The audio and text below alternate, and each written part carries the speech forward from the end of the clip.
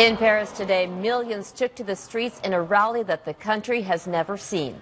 They joined hands to send a message to terrorists that their will would not be broken because of the attacks this week. And they held huge pencils over their heads in support of freedom of expression. Good evening and thank you for joining us. More than 40 world leaders attended the rally in Paris amid tight security. They stood shoulder to shoulder and vowed to mount an international effort to rid the world of extremism. We'll get to that in a moment, but let's begin on the streets of the French capital with our Europe Bureau Chief Stuart Greer, who's been covering this story from day one. Stuart. Well, Robin, it's nighttime now here in Paris, and the streets have pretty much emptied out after what was an extraordinary and historic day that saw the largest demonstration in French history. Led by families of the victims from this week's terrorist attacks, a tide of humanity marched in a show of unity and defiance. Freedom of speech is still standing. You can't kill it. We'll stand till the end for that. They came from all walks of French society, from every ethnic group and faith, including Muslims, who are outraged atrocities were committed in the name of Islam. Terror have not color. So this man who killed these people by the name of the religion don't represent me. Chanting and waving French flags, they carried signs like "Je suis Charlie," in a tribute to the Charlie Hebdo cartoonists murdered in Wednesday's massacre. The message, we are not afraid.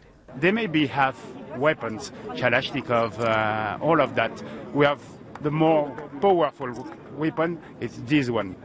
It's a simple pen. More than 40 world leaders joined the rally, walking with their arms linked in a show of global unity against extremism. Leaders from nearby Britain and Germany, and those from Africa and the Middle East. Even Israel's prime minister and the Palestinian president set aside differences to march together. People aren't just marching for unity and freedom of speech. There are also calls that civil liberties be protected and not sacrificed in the name of security. It should not be used as a pretext for that kind of negative and useless policies.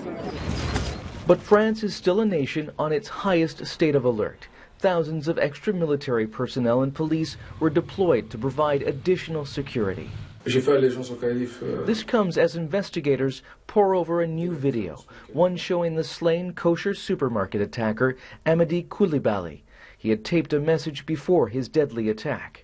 I pledged allegiance to the Islamic State as soon as the caliphate was created, he said. Authorities are looking for his girlfriend, Hayat Boumediene, but it appears she may have left the country for Syria.